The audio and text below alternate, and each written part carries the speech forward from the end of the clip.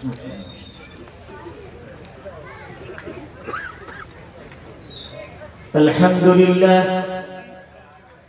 لله وحده والصلاة والسلام على من لا نبي بعده أما بعد فأعوذ بالله من الشيطان الرجيم بسم الله الرحمن الرحيم لو أنزلنا هذا القرآن على جبل لرأيته خاشعا متصدعا من خشية الله وتلك الأمثال نضربها للناس لعلهم يتفكرون وقال النبي صلى الله عليه وسلم خيركم من تعلم القرآن وعلمه أو كما قال عليه الصلاة والسلام.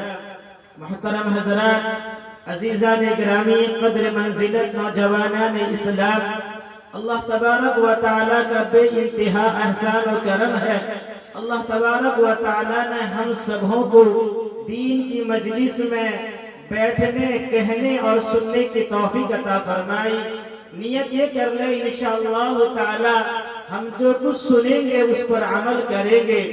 میں ایک چھوٹا سا طالب علم ہوں، ادنا سا انسان ہوں.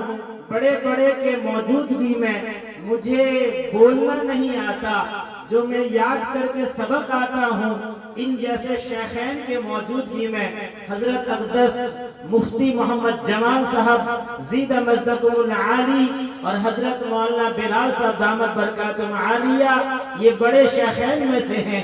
ان دونوں کے سامنے میں کیا کہوں، کس انداز سے کہوں، کس بات کو پیش کروں، پورے کا پورا بھول گیا ہوں. دعا کریں اللہ تبارک و تعالی مجھے کہنے سننے سے زیادہ عمل کی توفیق عطا فرمائے.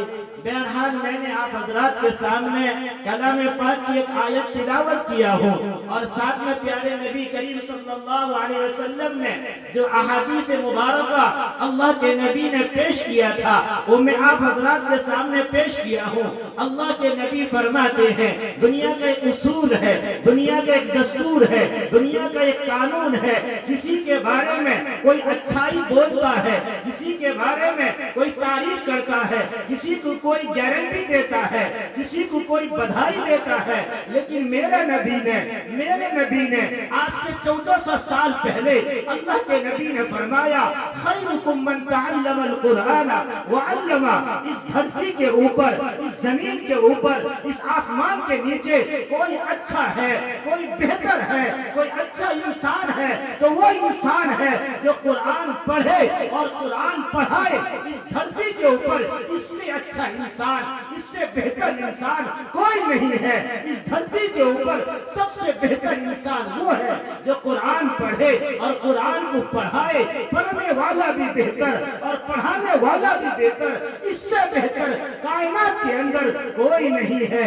اللہ کے نبی نے فرمایا، میں نہیں کہہ رہا ہوں، اللہ کے نبی نے کہا، میں نہیں کہہ رہا ہوں. اللہ کے نبی نے آج سے 1400 سال پہلے فرمایا ہے خیرکم من تعلم القرآن وعلمہ. اللہ اکبر، کتنے اچھے ہیں، ان کا مقام کیا ہے، ان کی بلندیت کیا ہے. ایک ہمارے بزرگ تھے شاہ مشی اللہ خان صاحب رحمت اللہ علیہ جو جلال آباد کے تھے، جلال آباد کے محتمیم تھے، صاحب کشف آدمی تھے، اللہ والوں میں سے تھے. فرماتے ہیں کہ ایک بار میرے دل میں خیال آیا، ایک بار میرے دل میں یہ داعیہ پیدا ہوا کہ یہ طالب علموں کا مقام کیا ہے، یہ علماء کا مقام کیا ہے. تو میرے دل میں جب خیال آیا تو میں نے پڑھانے کے لیے، بچوں کو پڑھانے کے لیے اپنے مدرسے سے نکلا. تو میں دیکھتا ہوں حدیث پاک میں ہے اللہ کے نبی نے فرمایا کہ طالب علم جب چلتا ہے، جب وہ راستے میں جاتا ہے تو فرشتے اس کے پیر کے نیچے پر بچھا دیتے ہیں.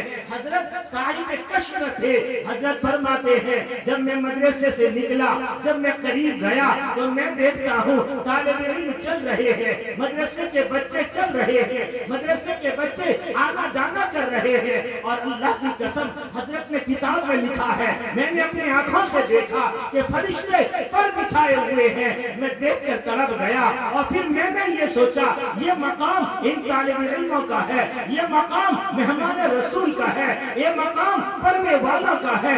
میں اپنا رخ پھیر دیا، میں پلٹ کر جانے لگا. جب میں دوسرے راستے سے جانے لگا میں نے یہ سوچا جو مقام طالب علموں کا ہے وہ ان کو دیا جائے، اور میرا مقام پڑھانے والوں کا ہے۔ میں جب راستہ بدلا، میں الگ راستے سے جانے لگا تو میں نے دیکھا کہ فرشتے میرے پر کے نیچے بھی، میرے پیر کے نیچے بھی پر بچھا رہے ہیں۔ فرشتوں نے کہا حضرت جو مقام بچوں کا ہے وہ مقام آپ کا بھی ہے۔ ایک واقعہ کہہ کر میں اپنی بات کو ختم کروں گا۔ جس کا نسبت کلام پاک سے ہو جائے، جس کا تعلق کلام پاک سے ہو جائے، جس کو محبت کلام پاک سے ہو جائے، اس کے مقام بھی اونچے ہوتے ہیں۔ ایک واقعہ جس کو سید حضرت مفتی نقیب الامین صاحب نے کئی بار اپنے جلسوں میں، اپنے تقریروں میں فرمایا ہے، میں نے سنا ہوں۔ حضرت فرماتے ہیں کہ کولو ٹولہ کے اندر، کلکتہ کے اندر ایک کتاب چھپانے والا ایک فیکٹری تھا، ایک کمپنی تھا۔ اس کتاب چھپانے والے کا جو مالک تھا وہ کافر تھا، وہ مشرک تھا، وہ انسان مسلمان نہیں تھا۔ حضرت نے فرمایا کہ جب اس کے یہاں تمام کتابیں، آج کل کے زمانے میں کتابوں کے چھپنے کے لیے بہت سارے جگہوں پر چھپ رہے ہیں، لیکن کچھ سال پہلے ایک ہی جگہ ہمارے علاقے میں کلکتہ میں کتاب چھپتا تھا۔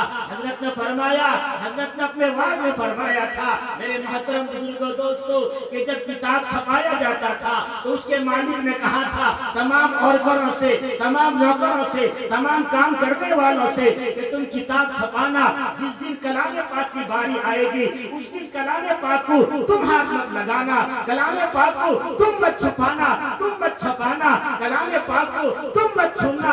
اور اس کا باری جمعرات کا دن متعین کیا تھا۔ وہ مالک سب کو ہٹا دیتا، جب جمعرات کا دن آتا تو گھر سے غسل کرتا، غسل کرنے کے بعد اچھے کپڑا پہنتا، اچھے کپڑے پہننے کے بعد آتا اپنے فیکٹری میں، اپنے کمپنی میں، اپنے مشینری کے پاس آنے کے بعد پورا دن کلام پاک کو چھپانے میں لگاتا۔ جب کلام پاک چھپ جاتا اس کو ترتیب خود دیتا، اور تمام نوکروں کو کہہ دیا تھا، تمام ورکروں کو کہہ دیا تھا کہ اس کتاب کو تم ہاتھ مت لگانا۔ پوری زندگی اس کا اصول تھا، پوری زندگی اس کا اصول تھا، اس کا وہی معاملہ تھا، وہی اس کا کارنامہ تھا کہ کلام پاک کو خود چھپاتا، خود سلیقہ کرتا، خود بائنڈنگ کرتا، خود ترتیب دیتا، سب کچھ خود کرتا تھا۔ جب اس کا انتقال ہو گیا، کسی اللہ والے نے دیکھا کہ وہ جنت میں ٹہل رہا ہے، وہ جنت میں گھوم رہا ہے، جنت میں مزہ لے رہا ہے۔ اللہ والے نے کہا، اس کا نام تھا نول کشور۔ اللہ والے نے کہا، اے نول کشور، یہ جنت میں تیرا کیا کام ہے؟ جنت میں تو کیسے آیا؟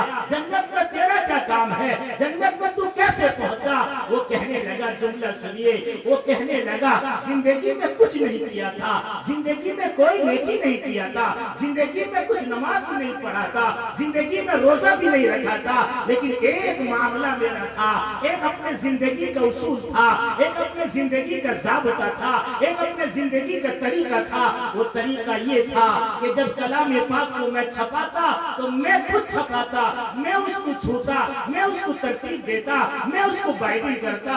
جب میں مر گیا، میرے اللہ نے کہا، میرے اللہ نے کہا، نول کشور، تو نے کلام پاک کا اتنا احترام کیا ہے، تو نے کلام پاک کا عزت کیا ہے، تو نے کلام پاک کا احترام کیا ہے، اسی کے بدلے میں، اسی کے وسیلے سے میں تجھے جنت دیتا ہوں۔ میرے محترم بزرگوں دوستو، جو زندگی میں کلام پاک کا عزت کرتا تھا اس کا یہ مقام ہے۔ جو کلام پاک کو پڑھیں گے، جو کلام پاک کو سینے سے لگائیں گے، جو کلام پاک کو حفظ کر کے اپنے سینے میں محفوظ کریں گے، اللہ ان کو کیا مقام دیں گے۔ میرے محترم بزرگ دوستو، یہ ادارہ اسی کلام پاک کو سکھانے کے لیے، یہ ادارہ کلام پاک کو پڑھانے کے لیے، یہ ادارہ کلام پاک کی تعلیم کو دینے کے لیے قائم کیا گیا ہے۔ اللہ تبارک و تعالیٰ اس ادارے کو قیامت تک جاری اور ساری فرمائے۔ اللہ تبارک و تعالیٰ اس ادارے کے تمام ضروریات کو اپنے خزانے غیب سے پورا فرمائے۔